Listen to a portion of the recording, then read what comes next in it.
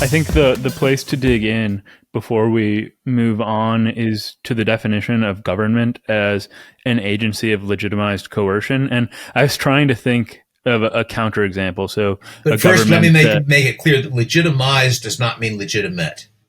right, And right. coercion is not a statement about my moral system. Coercion means those things that would be treated as coercion by the people who the government's doing them to. And legitimized means they don't react in the way you normally react to somebody coercing you. Now continue. Okay, yeah. Well, I'll get back to that in one second. So I was thinking about a counterexample. So a government that isn't this, or something that's non-governmental that also has this quality that it's the agency of legitimized coercion, but nothing immediately came to mind. So I just wanted to ask further, what is coercion? Is that a monopoly of force? No, And then, coercion I tried to make it clear in the first edition of Machinery that I was using both legitimized and coercion as specialized meanings. And I understood that better by the third edition, but I think I basically intuited it at the beginning, that coercion is doing things which would be treated as rights violations to be resisted if they were done by somebody other than the government. And I could imagine, look, let's take this recent case in Spain where somebody who was in charge of running women's hockey or something, some women's sport, kissed the star woman player, and people objected. One can easily enough imagine one society in which the normal reaction of the woman to that would be, oh, great, he likes me, we're all happy because we just won this game, and so forth. And a different society in which her reaction would be to slap him or to scream or to do. So where people draw the lines are going to vary. Look, the very simplest thing you can see that in is how close people stand to each other. That's something that varies with cultures. And at some point, if somebody literally gets in your face, in the literal sense of that, his nose is an inch from your nose, you're going to start feeling as though he's pushing you around, and you should be willing to bear costs to stop him. Some other society, you might not. So I have moral categories. That is, some of the things, there might well be things that would be coercion in that sense that I don't really think are coercive, and vice versa.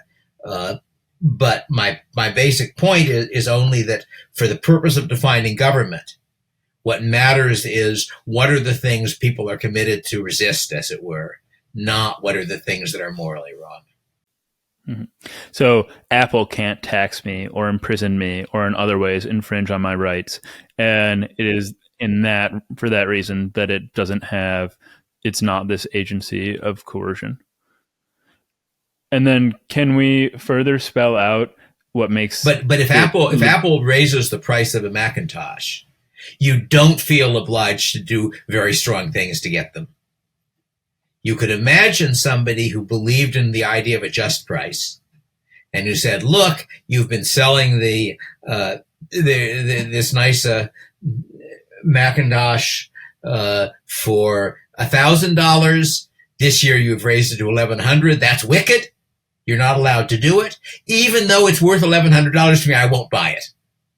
That's not an impossible view. Some people do have sort of emotional responses of that sort, though I think they're hard to justify. So in that case, raising the price would be, from his standpoint, coercion. And then he would say, all right, if people let government do it, but it's not legitimized because he is resisting by not buying the computer. But if you said, all right, nonetheless, you have to buy it, at that point, Apple would be a government. And even if you think about things like eminent domain, where the government forces a sale at what it thinks is the legitimate price. Well, you could imagine doing the same thing with a purchase. Suppose Apple says, look, it's true we've raised the price of this computer by $100, but look, here are the reasons that we're justified in doing that. Therefore, you're refusing to buy it is unjustified, therefore you have to buy it. Right? Some somewhat odd legal rule, but you could certainly imagine that. And in a sense, there's a sense in which you have that in employment non-discrimination laws. That is to say, those laws in effect say, if the reason you didn't hire this person was a bad reason because you're prejudiced against his race, you have to hire him, or we'll penalize you for not doing it. So that's a case where you do have, as it were, the equivalent of a forced sale. Anyway, but enough. I think I made the point. I did want to move on to, now that we've clarified coercion, I wanted to just clarify your technical meaning of legitimized. So the fact that government is an agency of coercion and it's legitimized means that it's socially or tacitly or systemically accepted, or how do you accepted in terms of behavior, not necessarily of beliefs. That even an anarchist who may say the government collecting taxes from me or the government putting on a jury is wrong, it's a violation of my rights, but he nonetheless does not in fact resist it. At least most of them don't. And therefore he is not treating it he's therefore, it is legitimized to him in the sense that it doesn't trigger the kind of reactions that rights violations normally trigger. And there could be many different reasons by that. So for that, so one could be, it could be legitimized by the threat of force. That might be one reason. That's right. But on the other hand, I wouldn't consider something if a mugger points a gun at me and I don't fight him. It's not that it's legitimized. I'd be perfectly willing to fight him if I thought I had a good chance of winning. It's just that the claim, what defines it as coercion is that I'm willing to take on reasonably high costs, not infinite costs, in order to act against it. So if the only reason that I go along with government, if when the government taxes me, I do nothing to stop it, and the reason I do nothing to stop it is that anything I could stop it will get me locked up in jail. That's not legitimized coercion. That's just successful extortion.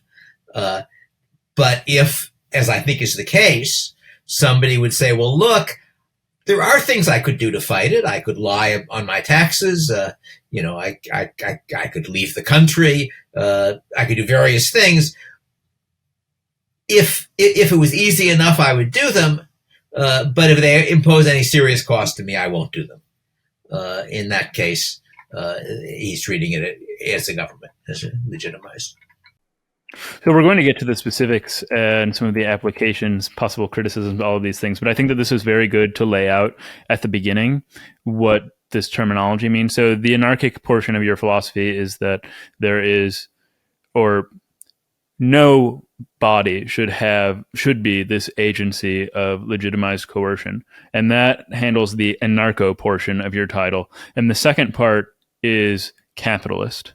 So how does that fit in? That means that the way the society coordinates is private property and voluntary exchange, as opposed to a society where anybody can take anything they want from anybody else, and the reason you believe it coordinates is because people will be good and kind and do things for each other and so forth. That would be a very different kind of society, but they feel entitled to use force if you don't. I think from my standpoint, that's why you would call it, some people sometimes call it market anarchy, or, there are a variety of other terms for people who don't like the term capitalist. I think the term capitalist may have been invented by socialists. I'm not sure, but it's often used by people who don't like it. That is true. It definitely has pejorative connotations. And this is just a minor point before we move on, but is this all just another way of saying that you're a libertarian? Or where's the line that distinguishes these positions? Maybe libertarians simply still want a minimal government. That depends on the libertarian. I would say that libertarian is not a very sharply defined category. And I would say that a libertarian is somebody who would like a society with a lot of individual liberty. And that includes people who would say, well, it would be nice if we could do it without government entirely, but we can't. If we don't have a government, we'll have rights violations by private people. And therefore, I'm in favor of a minimum government. That's probably a majority of libertarians hold that position and have for a long time. But it also includes people who take it a little bit further and say we can do with no government at all.